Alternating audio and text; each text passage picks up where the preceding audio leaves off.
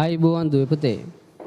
අද දවසේ අලුත් පාඩමකින් අපි හම්බ වෙන්නේ කෘෂි කර්මාන්තයේදී සිදුවෙන්න පුළුවන් විවිධ ආපදා ගැන සාකච්ඡා කරන්න. ඉතින් සිත් ගන්නාසුළු මාතෘකාවක් මේ විවිධ ආපදා අපිට ඇති වෙනවා කෘෂි කර්මාන්තයේදී එදිනෙදා අපි කෘෂි කර්මාන්තයේ යෙදෙනකොට. ඇත්තටම ආපදාවක් කියන්නේ මොකක්ද? දැන් ආපදාව අපි අර්ථ දැක්වීමක් කළොත් එහෙම ආපදාවක් කියන්නේ පුද්ගලයෙකුට යම්කිසි පුද්ගලයෙකුට උපද්‍රවයක් ඇති කිරීමට විභවයක් තියෙන යම්කිසි හානියක් පුද්ගලයෙකුට යම්කිසි හානියක් ඇති වෙන්න විභවයක් තියෙන ඕනෑම දෙයක් බැලුවොත් ආපදාවක්. ඕනෑම දෙයක් බැලුවොත් ආපදාවක්. ඉතින් ආපදා ගොඩාරියක් තියෙනවා එහෙනම් කෘෂිකාර්මික ක්ෂේත්‍රයේ බැලුවාම. ඒ කියන්නේ අනතුරක් වෙන්නම ඕනේ නෑ පුතේ. අනතුරක් වෙන්න විභවයක් තිබ්බත් යම් කිසි දෙයක. අත්තක් තියෙනවා කඩම් වැටේ කියලා නිකන් දල වශයෙන් හැඟීමක් තියෙනවා නම් ඒක විභවයක් හැකියාවක් තියෙනවා නම් ඒක ආපදාවක්. දැන් අපි මෙච්චර කාල හිතාගෙන හිටියේ ආපදාවක් කියන්නේ මේ ආපදා වෙලාම වෙන්න ඕනේ අනතුරක් වෙන්න පුළුවන් තියෙන සම්භාවිතාවත් අවස්ථාවත් ආපදාවක් කියලා අපි හඳුනා ගන්නවා. එහෙනම් ඒක තමයි ආපදා කියන්නේ. ඉතින් ඇත්තටම කෘෂි කර්මයේදී මොන අවස්ථාවලදීද දැන් අපි වගා කටයුතු කරනකොට සත්ත්ව පාලනයේ යෙදෙනකොට ආපදා සිදු වෙන්න පුළුවන් අවස්ථා. ඉතින් ඕන තරම් තියෙනවා. දැන් හිතන්නකෝ අපි දල වශයෙන් දැන් මොකක් හරි යන්ත්‍රයක් ක්‍රියාත්මක කරනවා. කෘෂි උපකරණයක් මගින් සීසෑමේ කටයුත්තක් කරනවා. ආපදා වෙන්න පුළුවන්. අනතුරු විතරක් නොවේ. ආපදා අපි ලයිස්තු ගත කරනකොට දූවිල්ලත් ආපදාවක්, සද්දෙත් ආපදාවක්. ඒ හැමදේම කම්පණේ ආපදාවක්. මේ වගේ ආපදා ගොඩාක් තියෙනවා. අපි නිකන් ආපදාවක් කිව්වහම හිතෙන්නේම මේ අනතුරක් වෙන්න ඕනේ. ඇක්සිඩන්ට් එකක් එන්න ඕනේ. ට්‍රැක්ටරේ ගත්තාම ට්‍රැක්ටරේ යනකොට මොකක් හරි තුවාලයක් වෙන්න ඕනේ. ඒකම නෙවෙයි ආපදාවක් කියන්නේ. ඉතින් ආපදා ඇති වෙන අවස්ථා කෘෂි ක්ෂේත්‍රය බැලුවොත් මේ බිම් සැකසීම් කටයුතු කරනකොට ආපදා ඇති වෙන්න පුළුවන්. රසායනික ද්‍රව්‍ය දීමේදී ආපදා ඇති වෙන්න පුළුවන්. සත්ත්ව පාලනයේදී සතුන් සමග ගනුදෙනු කරනකොට විශේෂයෙන්ම අපි හිතමු ගවාදී සතුන් එක්ක ගනුදෙනු කිරීමේදී ආපදා ඇති වෙන්න පුළුවන්. මේ සත්තු අනිනවා, සමහර සත්තු කොටනවා නේද? විවිධ ආපදා ඇති වෙන්න පුළුවන්. යම් කිසි ස්ථානවලින් වැටීම් වගේ දේවල් වෙන්න පුළුවන්. ආග්‍රහණය වීම වෙන්න පුළුවන්. විෂ වීම වෙන්න පුළුවන්. මේ වගේ සුවිශාල ආපදා කාණ්ඩයක් ආපදා ගොඩාරියක් කෘෂි ක්ෂේත්‍රයේ දැන්ට තියෙනවා. රයිට්. එහෙනම් ආපදාවේ අර්ථ දැක්වීමත් ලියා ගන්න. ආපදාවේ අර්ථ දැක්වීම බලලා ලියා ගන්න.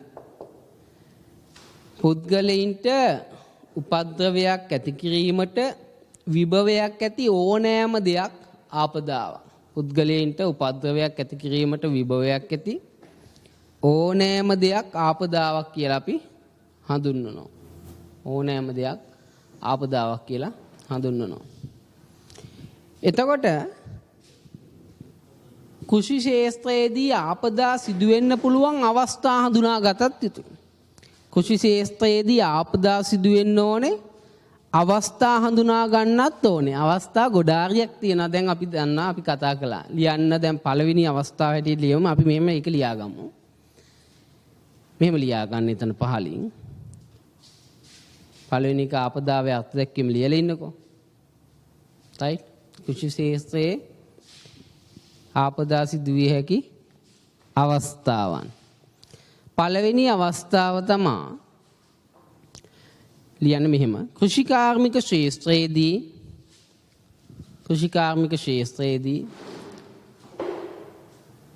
භෝග වගා සහ සත්ත්ව පාලන කටයුතු සිදු කිරීමේදී බොහෝ අවස්ථාවලදී බොහෝ අවස්ථාවලදී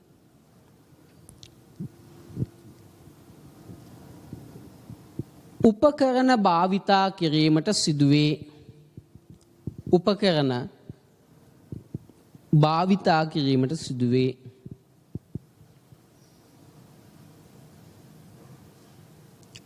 තවද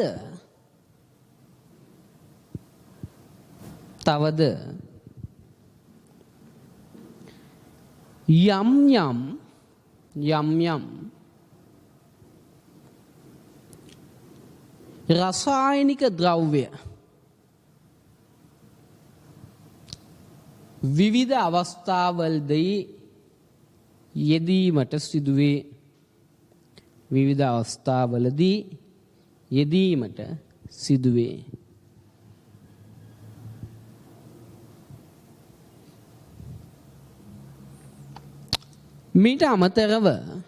මීට අමතරව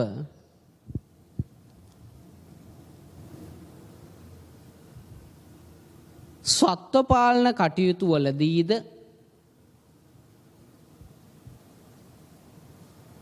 සතුන් සමග කටයුතු කිරීමේදී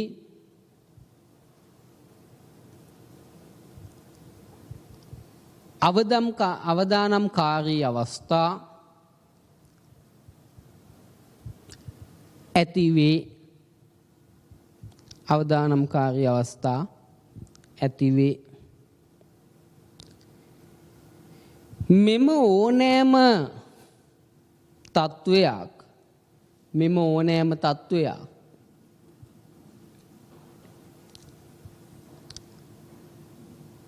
කෘෂිකර්මයේදී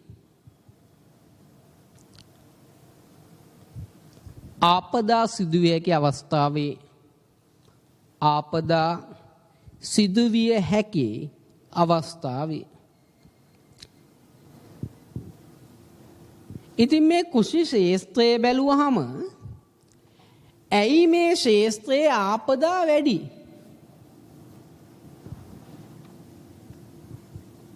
ඇයි මේ ක්ෂේත්‍රයේ ආපදා වැඩි? දැන් බලන්නකො මේ කෘෂිකර්මය කියන්නේ මේ ෆීල්ඩ් එකේ ජොබ් එකක් නේ. එළියේ කරන ජොබ් එකක් නේ.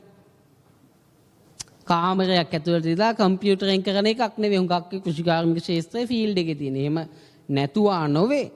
විශේෂයෙන්ම කෘෂි ක්ෂේත්‍රයේ නියැලෙන්නම් විවිධ දේශගුණික තත්ත්වවලට මුහුණ දෙන්න වෙනවා. මේ එකක් තමයි දේශගුණ තත්ත්ව.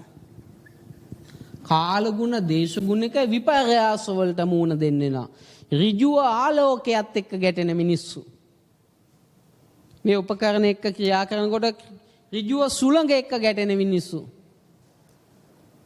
ඍජුව වැස්ස කියන සාධකෙත් එක්ක ගැටෙන මිනිස්සු භෝග වගාවත් එක්ක ඉන්නකොට. මේව බැලුවහම කෘෂි ව්‍යවසායකයෙකුට දේශගුණික තත්ත්වවලට ඒවත් එක්ක හැප්පෙන්න ගැටෙන්න සිද්ධ වෙනවා. මූලික හේතුව ආපදා වැඩි වෙන්නේ ඒක. තව හේතුවක් තමයි අපි මේ කටයුතු කාරණා සිදු කරනකොට අති දැවැන්ත විදියට භෝග වගාවේදී විතරක් නෙවෙයි සත්ත්ව පාලනයේදී බවා රසායනික ද්‍රව්‍ය යොදනවා. සත්ත්ව පාලනයේදී පවා රසායනික ද්‍රව්‍ය යෙදීම සිද්ධ කරනවා. අති විශාල ලෙස රසායනික ද්‍රව්‍ය යොදනවා. එනම් මේකත් එක ආපදා වැඩි වෙන අවස්ථාවක්. මේ රසායනික ද්‍රව්‍ය විවිධ සංයෝග ඇඟ ඇතුළට යනවා, ලෙඩ රෝග හැදෙනවා. හඳුනා නොගත් වකුගඩු රෝගය අද ශ්‍රී ලංකාවේ හඳුනා නොගත් කියන්නේ පුතේ වකුගඩු රෝගය කියලා හඳුනාගෙන තියෙනවා. වකුගඩු රෝගේ ඇතිවීමේ මූලාරම්භය කොහොමද උනේ කියලා හඳුනාගන්නේ. මොකද්ද හේතුව මේක ඇති වෙන්නේ කියලා හඳුනාගන්නේ. ඊළඟට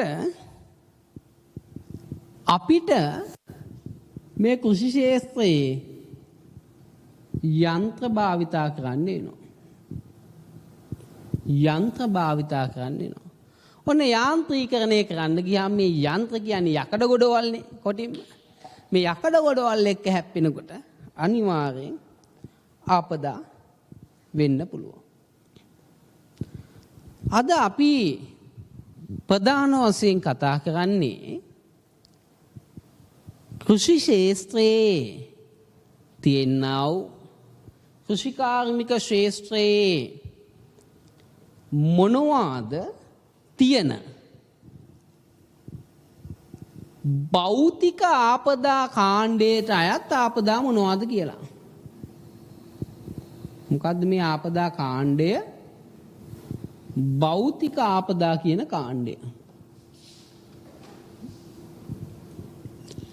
මේ කාණ්ඩයට අයත් ප්‍රධාන ආපදා ටික අපි බැලුවොත්, භෞතික ආපදා වලට අයත් ප්‍රධාන ආපදා ටික බැලුවොත්,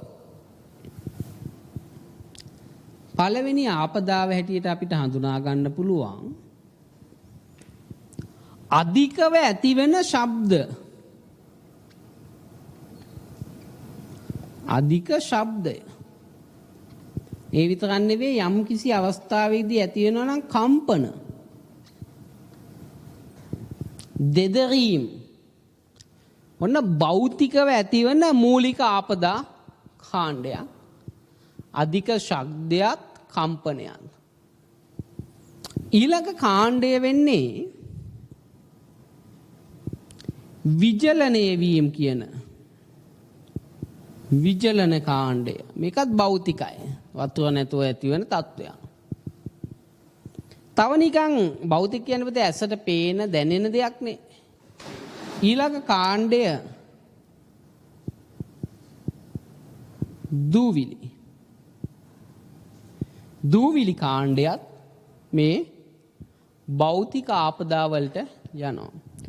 එහෙනම් භෞතික ආපදා වර්ග 3ක් ඕගොල්ලෝ හඳුනා ගන්නවා.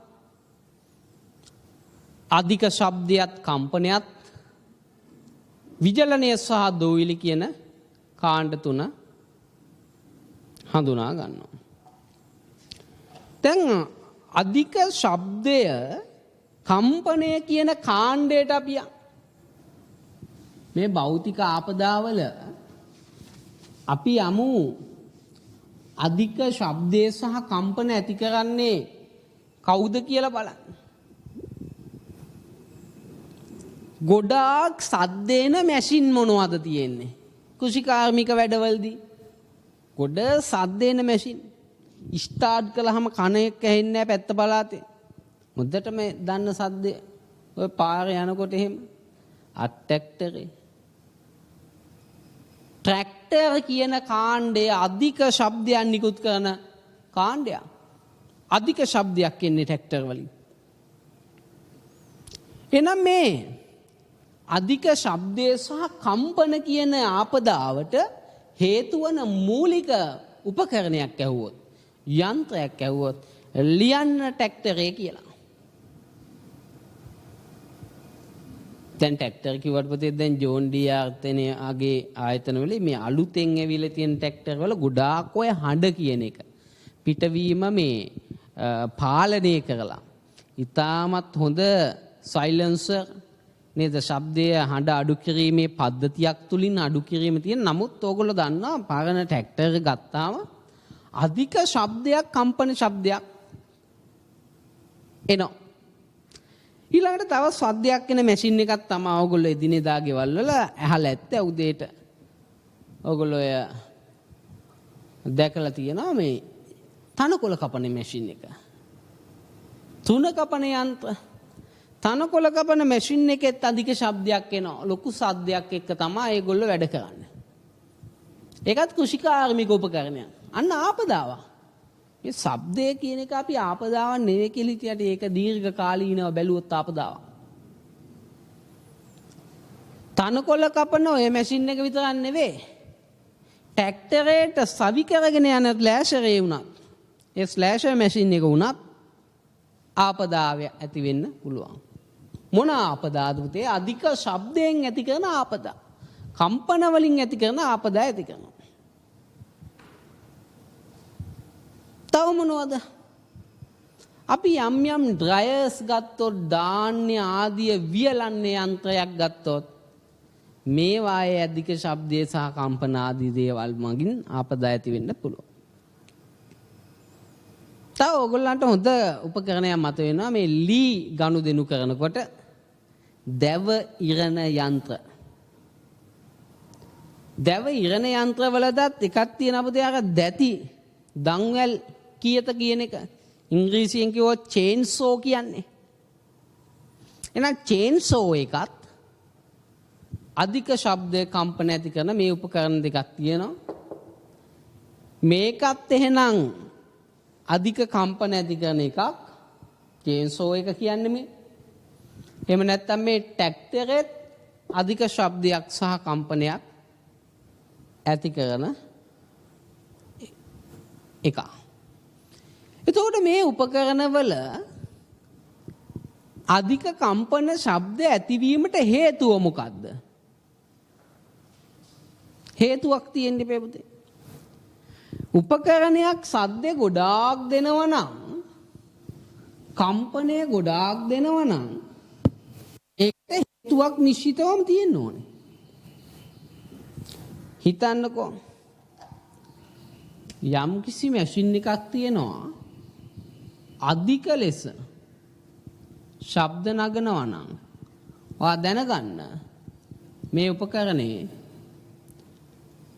බොහෝ විට මේ උපකරණේ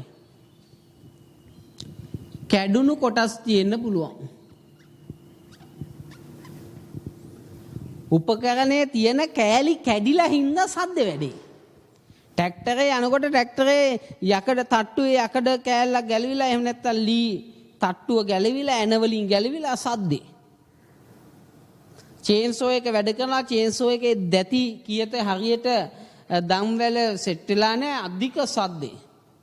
තනකොළ කපන මැෂින් එකේ ඒ උපකරණයේ හරියට සුමටව කැරකෙන්නේ සද්ද වැඩි. එහෙනම් එක හේතුවක් තමයි කැඩුන කොටස් තිබ්බොත් යන්ත්‍රයේ සද්ද එනවා. අනිත් එක අපි යන්ත්‍රයේ සවි කිරීමේදී වතුර මෝටරයක් හරි අසමතුලිතව තිබ්බොත් සමතුලිත නැති අසමතුලිත මතු පිටක වැඩ කරනකොට මේ ගැස්සීමේ ශබ්දය මේ ශබ්දේ නෝ අසමතුලිත වුණාම ඊටත් වඩා ශබ්දේ එන තවත් හේතුවක් තමයි අපි නොදැනුවත්ව හෝ මෙන්න මෙව්වා ස්නේහක තෙල් නොයදීම. ස්නේහක කියන්නේ පුතේ ලිහිස්සි ලිස්සන තුළු යම් කිසි යකඩ පුෂ්ඨ දෙකක් තියෙනවා නම් ඝර්ෂණය අඩු කරන්න ස්නේහක යොදනවා.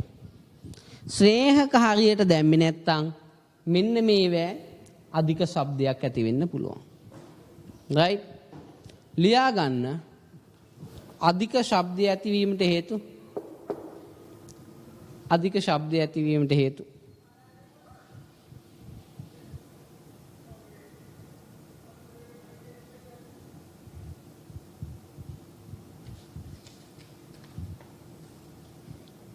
right මේ පැත්ත බලාගන්න. දැන් මේ යන්ත්‍රවලින් ඇති කරනවා කියවනේ ශබ්දය මගින් ආපදා. මේ ශබ්දය ශ්‍රවණය කරන මිනිහා නැත්නම් ශ්‍රවණය කරන මිනිසයාගේ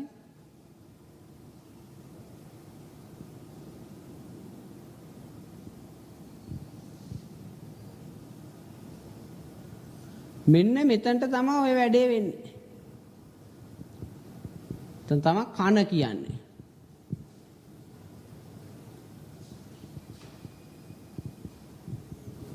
එහෙනම් මෙතනට තමයි ඔය ශබ්ද තරංග ඇහෙන්නේ.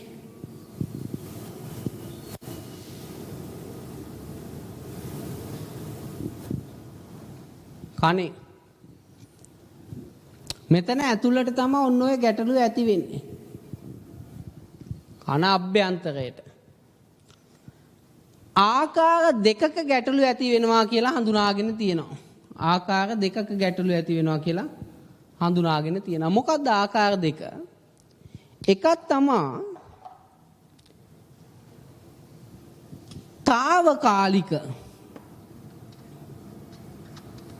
తాවකාලික ශබ්ද ඇන හිටීම. මේක වෙන්නේ එකපාරට කනට විශාල සද්දයක්. ඔය ඉස්කෝලේ කාලේ හැම පොඩි පන්තිවලදී නොදන්නා කමට ළමයි කනට අල්ලලා හූ කියනවා. ටික වෙලාවක් යනකම් කන කීන් කීන් කීන් ගගා කර්ණ සංක කර්ණ මේ ඇතුලේ තියෙන මේ කනේ ශබ්දය එකිනෙකට සම්බන්ධ කරලා ශබ්දය ගෙනියන්න තියෙන මේ කොටස් කම්පණය වෙන්න ගන්නවා. හරියට ශබ්දය හඳුනාගෙන එක දිගට දෙදරීමකට ලක් වෙනවා. ටික වෙලාවක් යනකම් සද්ද ඇහෙන්නේ නැතු වෙනවා. తాවකාලිකව විශාල සද්දයක් එක පාට ආවොත් මොකද වෙන්නේ? අර විදියට ශ්‍රවණේන්ද්‍රිය එහෙම නැත්නම් අපේ කන තීව්‍රතාවයෙන් යුතුව මේ සද්දය ඇහෙන එක తాවකාලිකව සුළු මොහොතකට ඇති වෙනවා. හැබැයි විශාල ශබ්දයක් ඇති වුණාම නම් මේක සිද්ධ වෙන්නේ එක පාට විශාල ශබ්දයක් ආවොත්.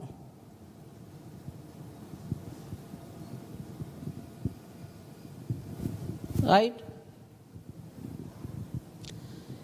ඒ වගේම ඔය බෝම්බයක් පුපුරනවා වගේ විශාල පිපිරීම් සද්දයක් වගේ අති විශාල හඬක් අපේ කන ආසන්නයේම ඇහුණොත් අනිවාර්යයෙන්ම කම්පණය වෙලා නවතින්නේ නෑ. මේ කන ඇතුලේ තියෙන ඉන්ද්‍රිය කොටස් විනාශ වෙලා යනවා. අන්න ඒ අවස්ථාවටපත් වුණොත් හදිසියක් හෝ වෙලා අපි කියනවා ඒකට ස්ථීර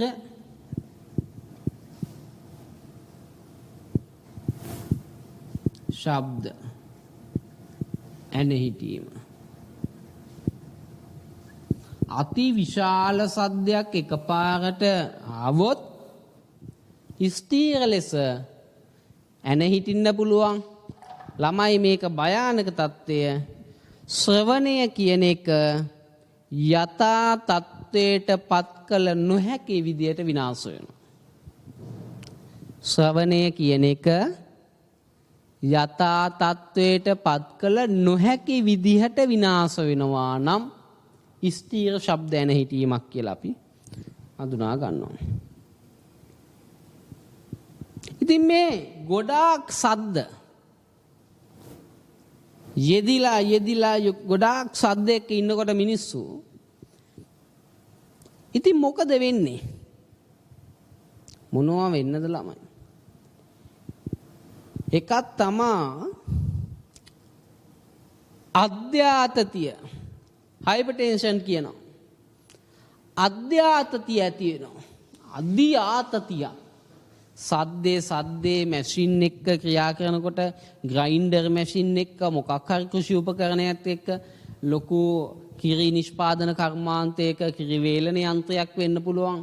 මේ බ්ලෝවර් එකක් වෙන්න පුළුවන්. විශාල සද්දයක් එක්ක ඕගගා අපි නිතරම ගැටෙනවා නම් අපිට මේක දරා ගන්න බැරි තරම් හිසරදයක් වෙනවා. ඒකට තමයි අධ්‍යාත්මය කියන්නේ. ඊළඟට අපිට ඇඟ ඇතුලේ තියෙන විවිධ අපේ ඇඟ ඇතුලේ තියෙන විවිධ අම්ල විවිධ දේවල් වල සංයුතිය වෙනස් වෙන්න පුළුවන්. අභ්‍යන්තරයේ සිදුවන සියලුම දේවල් විවිධ සංයුතියන් වෙනස් වෙන්නත් පුළුවන්. ඒකට කියනවා අති අම්ලතාවය කියලා මෙතන තියෙනවා. අති අම්ලතාවය කියලාත් කියනවා. එහෙම නැත්නම් අභිස්පන්දනය වෙන්නත් පුළුවන්.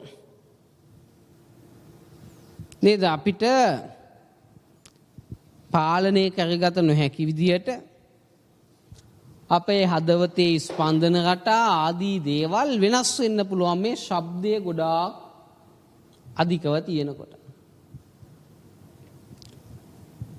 විවේකයෙන් ඉන්නකොට නිදා ගන්නකොට සද්දේ තිබ්බොත් ඒවට බාධා ඇතිවීමත් තියෙනවා. ඉතින් ඔහොම බැලුවහම මේ සද්දය කියන එක මොන තරම් බාධාවත්ද බලන්න. ශබ්දය කියන එක මොන තරම් බාධාවක් ඇති වෙනවාද මේ අවස්ථාවන් වලදී. ඒකට මෙන්න මේ විදිහට ශ්‍රවණේන්ද්‍රය වෙනස් වෙනවා.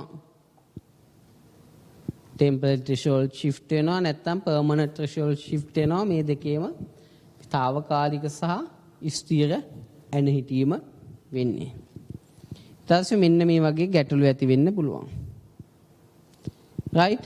ඔය ශබ්දයෙන් ඇති වෙන එක. දැන් ශබ්දය වෙනයිනේ ළමයි කම්පන වෙනයිනේ. කම්පනය කියන්නේ දෙදරීම්. ඔයගොල්ලෝ දැකලා ඇති අර පාරේ තියෙන ඔය පස් තලන්න එහෙම උපකරණයක්. ඔය තනකොළ කපන උපකරණයෙන් තනකොළ කැපුවාමත් ඇඟිලි අරව මේවා එකපාරට ভাইබ්‍රේෂන් වෙනවා. චේන්සෝ එකකින් ගහක් කැපුවාම අතපය ভাইබ්‍රේෂන් වෙනවා. කම්පණය වෙනවා. කම්පණය වුණාම වෙන්න පුළුවන් දේවල්. මොනවද වෙන්න පුළුවන්? මේ රූප සටහනේ බලන්න. මේකේ පැහැදිලිව පෙන්නලා තියෙන්නේ දීර්ඝ කාලීනව කම්පණයට ලක් වෙච්ච ඇඟිලි තියෙන පුද්ගලයෙක්ගේ ඇඟිලි වලට වෙලා තියෙන දේ. දීර්ඝ කාලීන කම්පණයකට ලක් වෙච්ච ඇඟිලි ටිකක් මොකද වෙලා තියෙන්නේ? සම්පූර්ණයෙන්ම සුදු පාට වෙලා. ඇඟිලි හිරි වැටෙනවා. සුදු වෙනවා. වේදනාව ඇති වෙනවා. right? ඊට අමතරව මුළු ශරීරයම කම්පණය වෙන්න ගත්තොත් නේද? මුළු ඇඟම ට්‍රැක්ටරයක් එහෙම ගොඩාක් වර්ග ප්‍රමාණයක් හාලා ට්‍රැක්ටරයෙන් බැස්ස මිනිස්සෙක්ගේ මුළු ශරීරයම කම්පණය වෙලා තියෙන. තෙහෙට්ටුව වචනයක් කියන්න බෑ කිපෙනවා. ඇයි මහන්සි වෙලා ඉන්නේ? කිපෙන සුළු බව එනවා. ඒ වගේම ඔළුව කැක්කුම එන්න පුළුවන්. හිස රදේ එන්න පුළුවන්. තව මොකද්ද අපේ ඇඟ ඇතුලේ තියෙන මේ කොඳු ඇටපෙලේ කසේරුකාවේ ආබාධ එන්න පුළුවන්. ඕකට නිකන් කටේ ගමේ කතාවක් කියන කොන්ද කැඩෙනකම් වැඩ කරලා. නේද? ඇත්තටම කම්පනයන්ගෙන් ඇති වෙන්න පුළුවන් කොන්ද කැඩෙන තත්ත්වයක් තමයි ඔය මං කිව්වේ. කසේරුකාව ভাইබ්‍රේෂන් වෙනවා. එහෙනම් ඕගොල්ලන්ට දැන් පැහැදිලි සද්දේ වැඩි වුණත් ভাইබ්‍රේෂන් එක කම්පනයේ වැඩි වුණත් භෞතිකමය වශයෙන් ඉස්සර දෙන්න පුළුවන් අධ්‍යාත තියෙන්න පුළුවන් අති අම්ලතාවය එන්න පුළුවන් නේද? ඊට අමතරව යම් යම් කශේරුක ආබාධ දෙන්න පුළුවන්. තෙහෙට්ටු වෙන්න පුළුවන් කිපෙන සුළු භාවයේ තරහ යනවා පොඩ්ඩ බැරි වෙන්න බෑ කෑ ගහනවා. මේ ඔක්කොම ලෙඩවලට මුල මොකද්ද? කම්පන සහ ශබ්ද. බලන්න අපි හිතපුවක් නැති පැත්තන්නේ. කෘෂිකාර්මිකව කොච්චර ශබ්ද කම්පනයක අපි ඉන්නවද? මෙන්න මේ తত্ত্বය ඇති වෙනවා. දැන් මේ අධික ශබ්ද කම්පන ඇති වෙන අවස්ථා අපිට අවම කරගන්න බැයිද ළමයි? දැන් මේ කිව්වනේ අධික ශබ්ද ඇති වෙන්නේ මෙහෙමයි කියලා. අසමතුලිත නම් කැඩිලා නම් ස්නේහකේ දුවේ නැත්තම් අපි මේකම අනිත් පැත්තට කතා කරලා මේක අවම කරගන්න මොකද කරන්න කියලා බලමු. අපිට මොකද කරන්න පුළුවන්? අපිට පුළුවන් යන්ත්‍රවලට තෙල් දාන්න, ස්නේහක ග්‍රීස් දාන්න. ග්‍රීස් තෙල් වගේ යකඩ ස්තර දෙකක් ඝර්ෂණය වෙන ඕනෑම ස්ථානයක සද්ද නැති වෙන විල් බැරක්කේ රෝද කැරගෙන තැනට උනත් කළු තෙල් ටිකක් හරි තෙල් ටිකක් හරි නේද? එන්ජින් ඔයිල් ටිකක් හරි දාන්න එහෙම නැත්නම් ග්‍රීස් ගන්න මේ ස්නේහක යෙදීමෙන් ශබ්දය අඩු කරන්න පුළුවන්. ස්නේහක යෙදීමෙන් ශබ්දය අඩු වෙන්න පුළුවන්. ඊට පස්සේ කැඩුණු කොටස් තියෙනවා කිව්වනේ. ඒ කැඩුණු බිඳුණු කොටස් තියෙනවා නම් අලුත් වැඩියා කරන්න. කැඩුණු බිඳුණු කොටස් තියෙනවා නම් නැවත අලුත් වැඩියා කිරීමක් සිද්ධ කළ යුතු වෙනවා. තේරුණාද? එතකොට මොකද වෙන්නේ? ඒ ලිහිල් වෙච්ච කොටස්, කැඩිච්ච කොටස් අලුත් වැඩියා කරාම සද්ද නැතු වෙනවා. ඒ විතරක් නෙවෙයි. මෙන්න මේවා යන්ත්‍ර ගොඩාක් ලොකු නම් අති විශාල යන්ත්‍රයක් නම් තියෙන්නේ. අපිට පුළුවන් මේ යන්ත්‍රයේ ක්‍රියාත්මක වන වේගය අඩු කරන්න. සද්ද වැඩි වෙන්නේ හුඟක් ක්‍රියාත්මක වන වේගය වැඩි වුණාම. මෝටර් සයිකල් එහෙම බලන්නකෝ. සද්දේ දාගෙන රේසින් බයික් වගේ යන්නේ. ඇයි සද්දේ වැඩි කියන්නේ? ක්‍රියාත්මක වන වේගය වැඩි. සමහර බයික් නම් තියෙනවා සද්දේ කොච්චර ගියත් බයික් එකේ වේගය යන්නේ නැහැ. සයිලන්සරේ මොකක් හරි ගැටලුවක් ඉඳ වෙන්න පුළුවන්. බොහෝ උපකරණ සද්දේ වැඩි කියන්නේ ගොඩක් වේගෙන් ක්‍රියාත්මක වෙනවා. අපිට ගන්න පුළුවන් ක්‍රියාමාර්ගයක් තමයි අඩු වේගයකින් මේ යන්ත්‍ර ක්‍රියාත්මක කරනවා. යන්ත්‍ර ක්‍රියාත්මක කරනකොට වේගය අඩු කරන්න පුළුවන්. ඔන්න එතකොට මොකද වෙන්නේ? ශබ්දයෙන් ඇතිවන ආපදාවේ අවම වෙනවා. ඊට පස්සේ පොළොවත් එක්ක ගැටෙන යන්ත්‍රයක්. මේ යන්ත්‍රයක් තියනවා කියන්නකෝ. මේ යන්ත්‍රය පොළොවත් එක්ක ගැටෙන්නේ මේ පොළොව ස්තරේ නම් මෙහෙමනම් ගැටෙන්නේ පොළොවත් එක්ක මේක කම්පණය වෙන යන්ත්‍රයක් නම් අපිට පුළුවන් මෙතන විශේෂිත යමක් දාන්න මේ දෙක අතරට.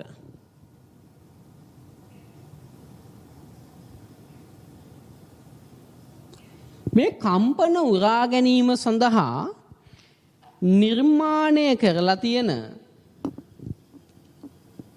යන්ත්‍රය සහ පොළොව අතරට දාන්න පුළුවන් කම්පන අවම කරන කොට්ට.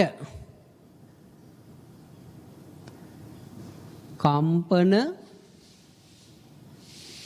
අවම කරන කොට්ට දාන්න පුළුවන්. වයිබ්‍රේෂන් පෑඩ් කියලා කියන්නේ ඕකට. කම්පන අවම කරන කොට්ට දානවා. ඒකට සිමෙන්ති පොළොවත් එක්ක මේ වයිබ්‍රේෂන් එක මේක විශේෂයෙන්ම කම්පණය වෙන උපකරණ වලට තමයි දෙන්නේ. වයිබ්‍රේෂන් එක අඩු කරනවා. ගස්ඨනය අඩු කරනවා. ඔය සමහර රබර් එහෙම දාන්නේ. රබර් එකක් දාලා තමයි හයි කරන්නේ. එතකොට මෝටරේ ක්‍රියාත්මක කරනකොට ඒ යම්කිසි කම්පනයක් උරා ගැනීමක් සිද්ධ වෙනවා. වලකිනවා. රයිට්. ඊට පස්සේ ගොඩාක් සද්ද ඇති කරන යන්ත්‍රයක් ආදිය තියෙන ස්ථානයක බිත්ති වලට ධ්වනික ද්‍රව්‍ය මොනවා හරි හයි කරනවා. ඒ කියන්නේ පුතේ ඒ කාමරයේ ඇතුලේ යන්ත්‍රය තියෙනවා, එන්ජිම තියෙනවා, බිත්තිය ආවරණය කරනවා ධ්වනික ද්‍රව්‍ය වලින් අනිත් කාමර වලට අනිත් කොටස් වලට සද්ද එන්නේ නැති වෙන්න. නම් මේ වැඩිනුත් පුළුවන්. එහෙනම් මොනවද මේවට කියන්නේ ධ්වනික ද්‍රව්‍ය. ධ්වනික ද්‍රව්‍ය හයි කරලා මේ සද්ද එන එක වළක්ව ගන්න පුළුවන්. ඊළඟට වැඩ කරන සේවකයින්ටත් පුළුවන් පුතේ මේ ශබ්දයෙන් ඇතිවන ආපදා, කම්පණයෙන් ඇති කරන ආපදා, විශේෂයෙන්ම කම්පන. ඔය අතට ග්ලව්ස් දෙකක්වත් දාලා.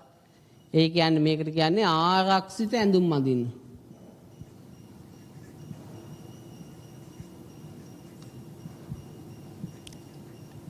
ආරක්ෂිත ඇඳුම් අඳින්න. මේකෙනුත් පුළුවන් කම්පණය වෙන එක ආදිය වළක්වා ගන්න. දැන් පැහැදිලි ඔයගොල්ලන්ට අධික ශබ්දයෙන් අධික කම්පන වලින් නැතිවන ආපදා අපි කොහොමද වැඩ කරන්නේ. දැන් ඔයගොල්ලෝ දැකලා ඇතේ මේ ඔය කන් දෙකට වුණත් හයි කරගන්න උපකරණ තියෙනවා. කන් දෙකට වුණත් සවි කරගන්න. දැන් ඔහොම රූපයක් බැලුවොත් ඔයගොල්ලන්ට පේනවා මේ පුද්ගලයෙක් දර කොටයක් කපනවා මේ හෙල්මට් එකක් වගේ එකක් දාගෙන. අතට ග්ලව් දෙකකුත් දාගෙන. තව කකුලට ඒගොල්ලෝ බූට්ස් දාගෙන ඉන්නේ. සම්පූර්ණ වැහෙනසේ ඇඳුමක් ඇඳලා ඉන්නේ. මෙන්න මේ වගේ උපකරණ භාවිතා කිරීමෙන් කම්පන අවම කිරීමත් සිද්ධ කරන්න පුළුවන්. කම්පන අවම කිරීම සිද්ධ කරන්න පුළුවන්. ඔන්න ඔය විදිහට තමයි අධික ශබ්ද සහ කම්පන ඉවත් කරගන්න පුළුවන් වෙන්නේ. right? අපිට ඊළඟට කතා කරන්න පුළුවන් ඊළඟ භෞතික ආපදාවේ වන ශබ්දයත් එක්කම තව එකක් එනවා. මොකද්ද? උෂ්ණත්වය කියන එක. සමහර වෙලාවට කෘෂිකාර්මික දේවල් වලදී ඒ දේශගුණික තත්ත්වවලදී වැඩ කරනකොට අපිට වැඩ කරන්න වෙන එකක් තමයි අනිත් එක තමයි මේ රස්නේ කියන එක. උෂ්ණත්වයේ වැඩි තැන්වල අපිට වැඩ කරන්න වෙනවා.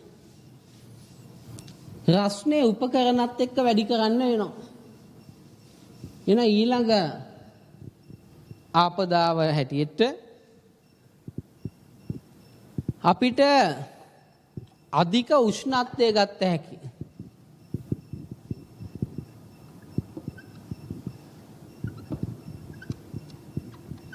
අධික උෂ්ණත්වය ගත හැකි. දැන් අධික උෂ්ණත්වයෙන් ඇතිවන ආපදා බලමු. එකක් තමයි මේ විජලනය ඇති වෙනවා. විජලන තත්ත්වය ඇති වෙනවා. වතුර නැතුව වැඩ කරනකොට තිබහ ඇති වෙලා ඇඟ ඇතුලේ තියෙන ජලය පවා භාවිතා කරන්න ගන්නවා. එතකොට ඇඟ විජලනයේට වතුර නැති තත්වයකටපත් වෙනවා. භයානක ආපදා කාණ්ඩය. විජලනය ඇති වෙනවා. එහෙම නැත්නම් අපිට පුළුවන් මේ ඇඟේ විවිධ කුෂ්ඨ රෝග ඇති වෙන්න. කුෂ්ඨ ඇති වෙනවා. විශේෂයෙන්ම දැන් ඔය නාන්නේ කරන්න නැති අයටත් ඔය කුෂ්ඨ ඇති වෙනවා. ඉතින් ඇත්තටම තේරෙනවනේ ඒතකොට වතුර නැති හින්දායි කියලා. ඇඳුම් ඇඳගෙන දිගටම තැම්බි ඉන්නකොට කුෂ්ඨ ඇති වෙනවා. දැන් ඉස්කෝල ළමයිට පවා ඔය සමහරලාට ක්‍රීඩා දවස්වල කළු සපත්තු දාගෙන අවුවේ ගිනි අවුවේ සෙල්ලම් කර ඉන්නකොට ඔය කකුල් වල කහන බිබිලි දාන මේ වගේ රෝග මතුවෙන්න පුළුවන්. ඒක ඇත්තටම ආපදාවයක්. තෙල් ගහනකොට තෙල් ගහන මැෂින් එක එල්ලගෙන ඇඳුම් ඇඳගෙන මේවා දාගෙන දාඩිය දමමින් මේ රස්නය අධික රස්නයත් එක්ක වැඩ කරනකොට අමාරුයි. right? අධික උෂ්ණත්වයෙන් විජලනය වෙනවා, කුෂ්ඨ ඇති වෙනවා. කකුල් වල කෙන්ඩ පෙරලෙනවා. පාදයේ කෙන්ඩ පෙරලෙනවා.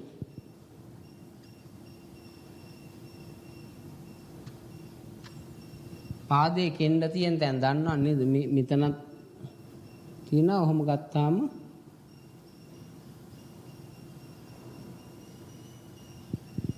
නේද?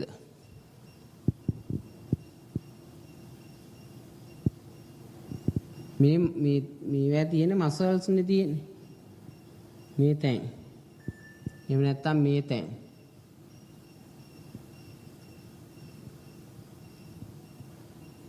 මේ තැන් වල කෙන්ඩ පෙරලීම සිද්ධ වෙන්න පුළුවන්.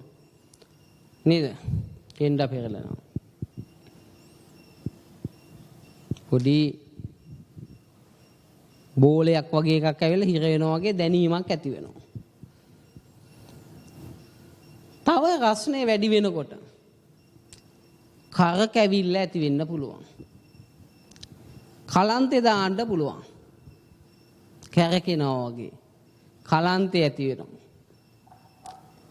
ගොඩාක් මහන්සි ඇස් පේන්නෙත් නැති වෙන්න පුළුවන්. දෘෂ්ටිය අපැහැදිලි වෙන්න පුළුවන්. ඇස් පේන්නේ නැහැ. ඊට පස්සේ සෙම ගතියක් උණ ගතිය මේ ප්‍රතික්ෂාව කියන එක ඇති වෙන්නත් පුළුවන්. නම් මේකෙදී ගොඩ ලෙඩ ඇති වෙනවා. දහඩිය දාලා ඇඟ තෙත් වෙන්න පුළුවන්. කර කැවිල්ල ඇති වෙනවා. තේරුණාද? කලන්තය ඇති වෙනවා. කර කැවිල්ල ඇති වෙනවා, කලන්තය ඇති වෙනවා.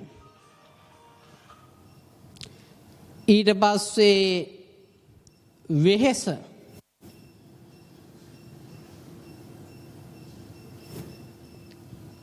ඇස් පේන්නේ නැහැ, දෘෂ්ටි අපැහැදිලි බොඳ වෙලා පේනවා. දෘෂ්ටි අපැහැදිලි. right?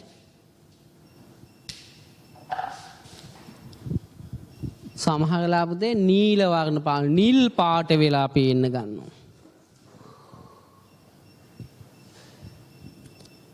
නීල වර්ණතාව. දිශානති හරණය කියන රෝගේ. ඊට අමතරව දැන් විභානති නෑ. එහෙම නැත්නම් උමතුව කියන්නේ පිස්සු හැදෙනවා. වලිප්පුව හැදෙන එකත් එන්න පුළුවන් මේ රස්නෙත් එක්ක. ඉතින් උමතුව පිස්සු හැදෙනවා කියන්නේ ඒක ඇති වෙනවා. රස්නේ ගොඩ රස්නේ තාපයේ වැඩ කරන්න බෑ. මෙන්න මේ වා ඇති වෙන්න පුළුවන්. තේරුණාද? ඔය සමහරලාට ඔය වී වේලනකොට අවස්ථාවේදී වගේ මිනිස්සුන්ට ඔය වගේ තත්ත්ව ඇති වෙන්න පුළුවන් මේවා. ඉතින් මේ විජලනය කියන සාධකය දැන් කලින් කතා කළානේ. විජලනය වුණාම මනුස්සයින්ට ඇතිවන මොන වගේ ගැටලුද බලපෑම්ද තියෙන්නේ විජලනයේ. මේ කතා කරන්නේ මේ විජලනයේ ඇතිවන බලපෑම්. වතුර හිඟ වුණාම ඇතිවන බලපෑම්. එකක් තමා ළමයි මිනිස්සයාට සිතීමේ ශක්තිය අඩු වෙනවා.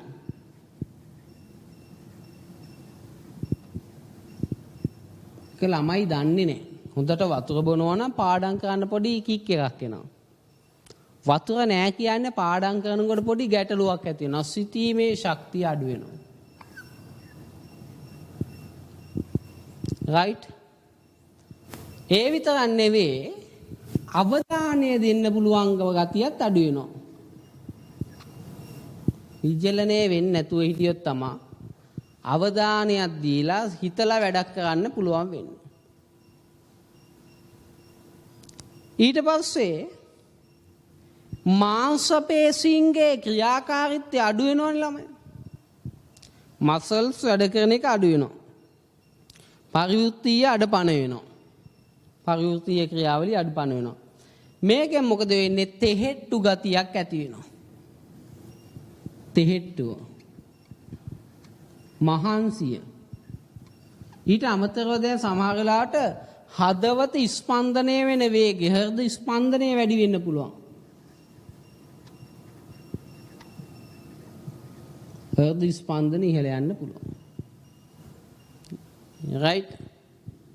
එන්න දෙකක් ඇති වුණා විජලනය. තව සම රැලි වැටීම ඇති වෙනවා.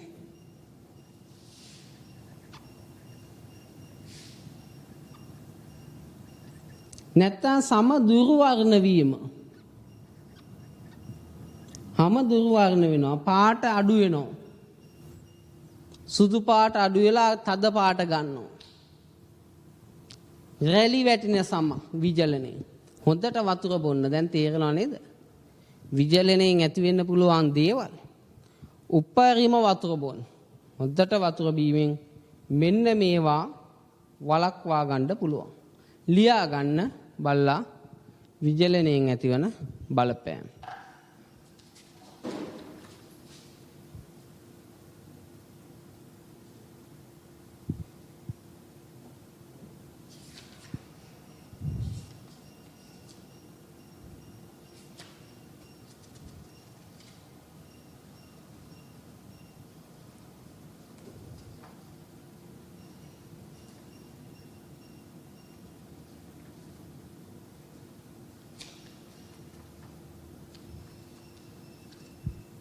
right?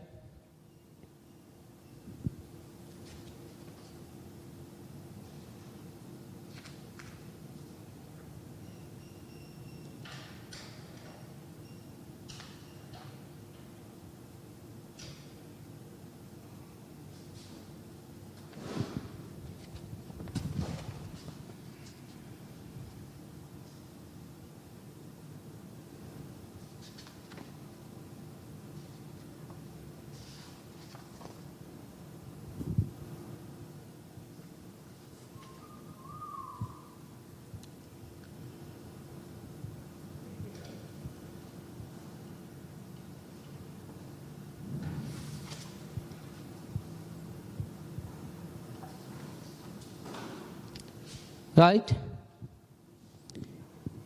එතකොට මේ විජලන තත්ත්වයන් අවම කරගන්න මිනිස්සුන්ට කරන්න පුළුවන්. මේ බලන්න මොලේ ක්‍රියාකාරීත්වය වෙන ස්ථාන කිහිපයක් පූර්ව මොලේ අපර මොලේ නේද? මස්තිෂ්ක ස්ථානවලින් මේ විජලනය අවම කරන්න ගන්න පුළුවන් ක්‍රියාමාර්ග. එකක් තමයි ආරක්ෂිත ඇඳුම් අඳිනවා. ආරක්ෂිත ඇඳුම් අඳිනවා අපි විජලන වෙන අවස්ථාවේදී. නිතර නිතර ඇඟ හොද ගන්න ඕනේ. නිතර නිතර ශරීරය සෝදාගත්තොත් එහෙම විජලනයෙන් ආරක්ෂා වෙන්න පුළුවන්. විජලනයෙන් ආරක්ෂා වෙන්න පුළුවන්. ඊට පස්සේ අපි වතුර බොනවා ඕනේ ප්‍රමාණයට විතරක්. වතුර අපිට අවශ්‍ය ප්‍රමාණයට වතුර බොනවා පුළුවන් තරම් වතුර බොන්න ඇඟ විජලනය කියන ගැටලුවෙන් ආරක්ෂා කරගන්න පුළුවන්. විජලනය කියන ගැටලුවෙන් ආරක්ෂා කරන්න පුළුවන්. right? ඔය ආකාරයට තමයි විජලනය කියන හානියෙන් අපිට වළකින්න පුළුවන් වෙන්නේ. වළකින්න පුළුවන් වෙන්නේ.